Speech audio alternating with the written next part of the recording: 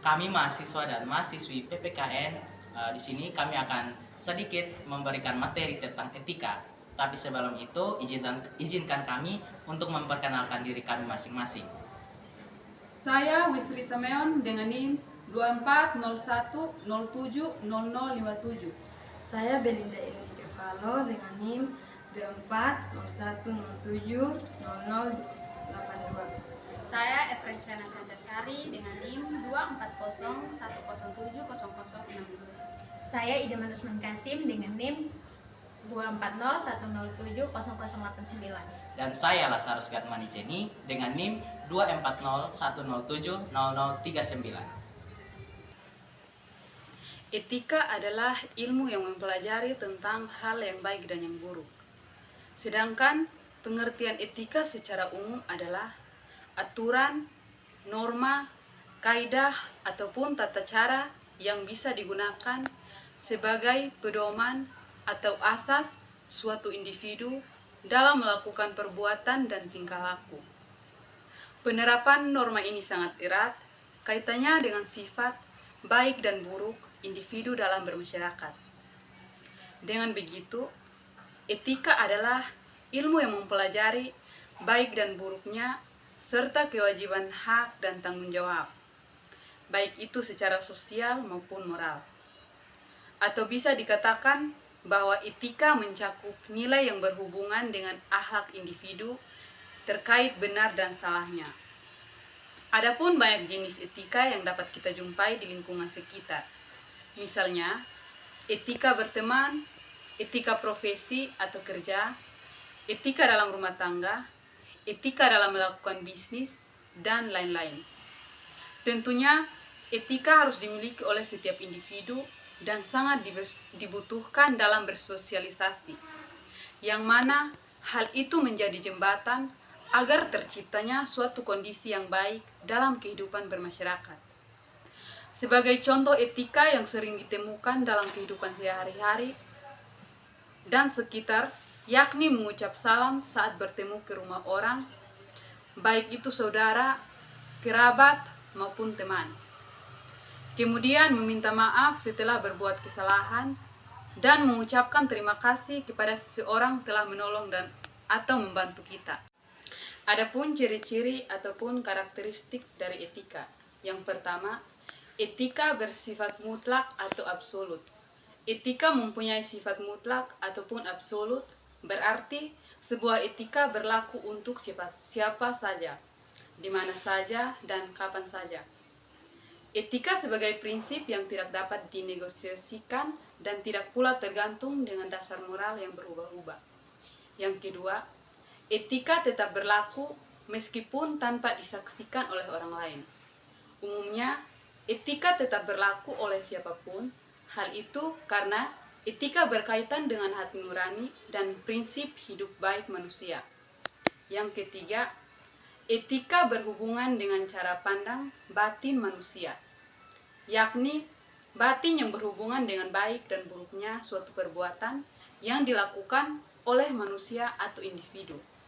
Yang keempat, etika berhubungan dengan perbuatan, perilaku, dan tingkah laku manusia. Etika sangat erat kaitannya dengan perilaku, perbuatan, dan tingkah laku suatu individu. Perilaku dan perbuatan yang buruk dianggap sebagai etika yang buruk, sedangkan perilaku dan perbuatan yang baik maka dianggap sebagai etika yang baik. Etika bukan hanya diperlukan di lingkungan bermasyarakat saja, melainkan juga di lingkungan profesi.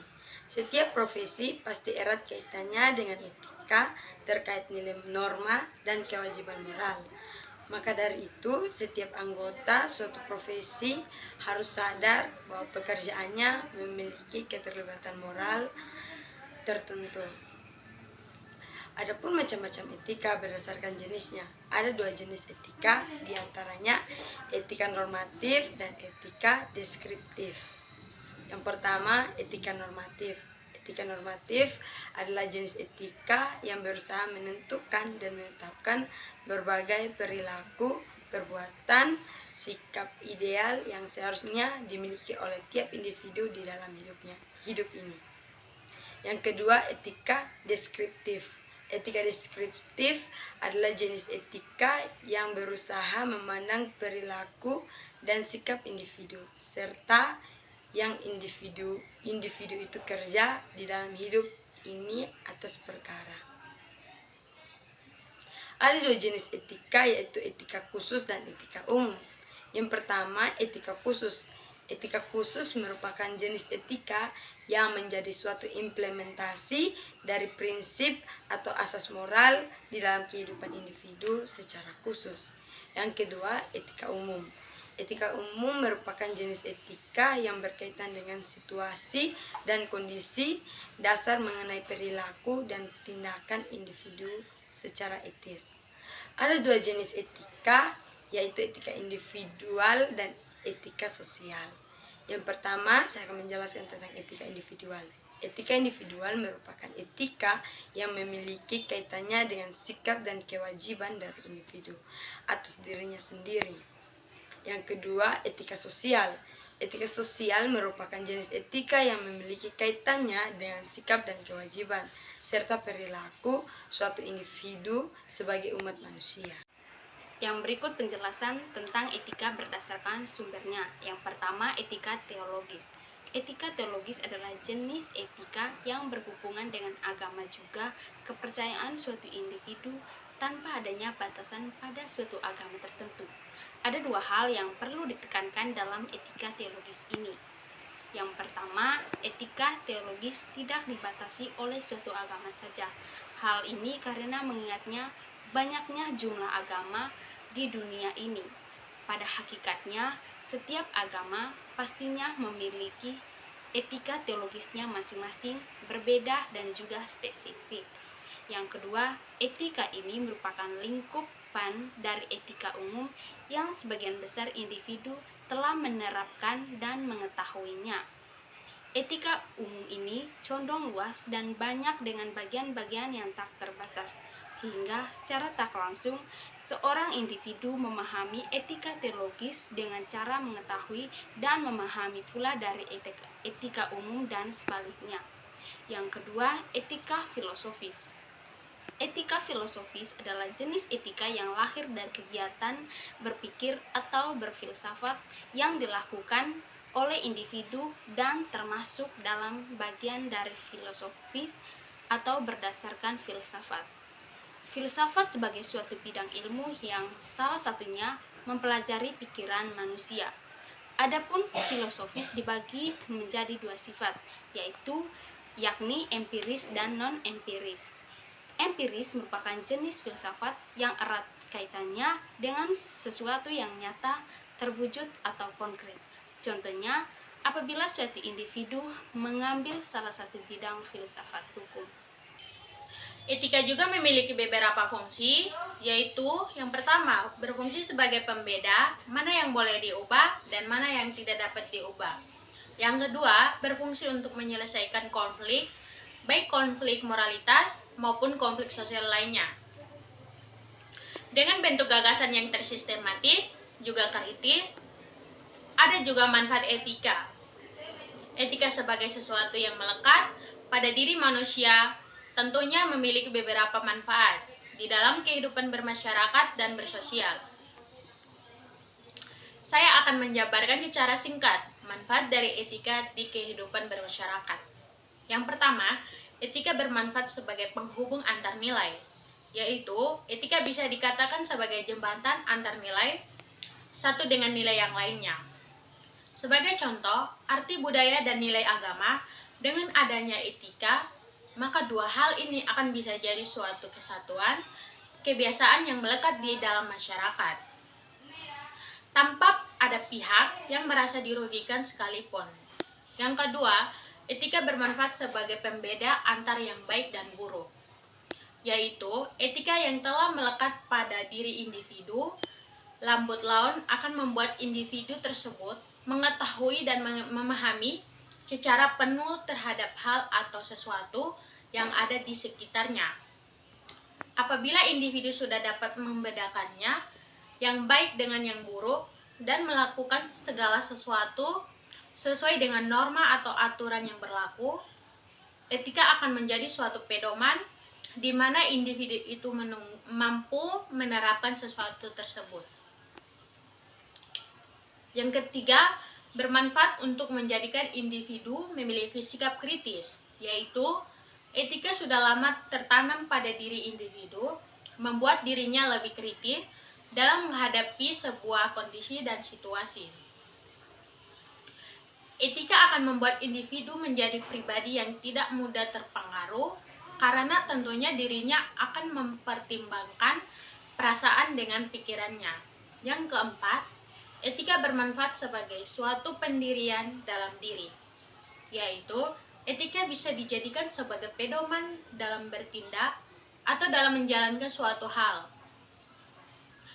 Individu yang paham betul akan etika tentu akan berperilaku sesuai tata aturan yang berlaku, tanpa dirinya merasa terpaksa. Yang berikut, etika bermanfaat untuk membuat sesuatu sesuai dengan peraturan, yaitu etika akan membuat individu memberlakukan individu lain yang sesuai dengan kadarnya. Artinya, individu tersebut akan dihukum sesuai dengan kesalahan yang ia lakukan. Oleh sebab itu, pentingnya untuk dapat menyesuaikan diri ke dalam lingkungan yang ada. Salah satunya, contohnya untuk menciptakan lingkungan tempat tinggal yang rukun, kamu harus dapat bersosialisasi dengan tetangga.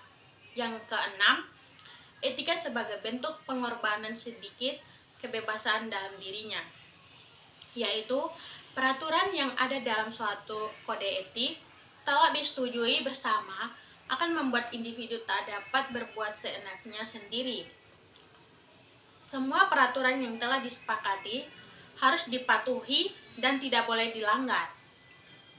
Karena apabila individu tersebut melanggarnya, tentu akan dikenakan sanksi sesuatu dengan peraturan yang berlaku. Yang ketujuh, etika dapat membantu dalam menentukan pendapat, yaitu di dalam suatu forum diskusi, tentu ada etika dalam mengemukakan gagasan atau pendapat. Dengan begitu, individu telah sepakat untuk menghargai siapapun itu yang hendak menyampaikan pendapatnya. Akan tetapi, penentuan kesepakatan harus berdasarkan pada ketentuannya bersama. Pada dasarnya, etika ini sudah ada dalam kehidupan kita sehari-hari. Hanya saja, tidak semua orang sadar akan pentingnya menerapkan etika dalam kehidupan sehari-hari. Saya akan sedikit memberikan contoh tentang beberapa etika yang dapat kita lakukan dalam kehidupan kita sehari-hari. Yang pertama, menunjukkan sikap hormat kepada orang lain. Menunjukkan sikap hormat kepada orang lain merupakan salah satu contoh dari etika dalam kehidupan sehari-hari. Dalam hal ini, yang dimaksud dengan hormat kepada orang lain adalah jangan berperilaku sombong, menjaga nada bicara saat berbicara dengan orang lain, dan selalu berusaha bersikap sederhana. Kemudian yang kedua, tidak memandang rendah orang lain. Memandang rendah orang lain sangat tidak bagus dan sangat tidak disarankan. Bahkan menutup kemungkinan kalau memandang rendah orang lain bisa memunculkan sebuah konflik. Jadi, sudah seharusnya bagi setiap orang untuk memandang orang lain sama dan tidak membedakan antara individu yang satu dengan individu yang lain. Kemudian, yang ketiga, berperilaku sopan. Berperilaku sopan adalah salah satu contoh perilaku etika dalam kehidupan sehari-hari yang bisa dilakukan di rumah, kantor, atau sekolah. Dengan berperilaku sopan, maka akan banyak orang yang menghargai kita. Kemudian, yang keempat, menghargai perbedaan pendapat. Setiap pendapat yang seorang miliki belum tentu sama dengan pendapat orang lain. Oleh sebab itu, setiap individu harus saling bisa menghargai atas pendapat yang berbeda. Menghargai setiap perbedaan pendapat merupakan salah satu contoh perilaku etika. Kemudian yang kelima, membantu orang lain yang membutuhkan. Hidup akan lebih indah apabila bisa membantu orang lain yang sedang membutuhkan bantuan. Dengan bantuan yang kita berikan, maka seseorang yang dibantu akan senang. Jadi, sebisa mungkin cobalah bantu orang lain ketika sedang membutuhkan bantuan atau pertolongan. Kesimpulan mengenai materi etika, etika merupakan nilai yang sejatinya telah melekat pada diri individu dan sangat dibutuhkan dalam bersosialisasi. Hal itu karena etika akan menjadi jembatan agar terciptanya suatu kondisi yang diinginkan di dalam kehidupan bermasyarakat. Maka dari itu, tanamkan dalam diri etika yang baik agar hubungan antar sesama berlangsung baik pula. Terima kasih sudah menonton video kami. Di sini kami mahasiswi Prodi PPKN ingin menyampaikan bahwa kita sebagai mahasiswa harus mengerjakan dan mengumpulkan tugas tepat waktu dan jangan menunda-nunda dalam mengerjakan tugas karena itu telah melanggar etika.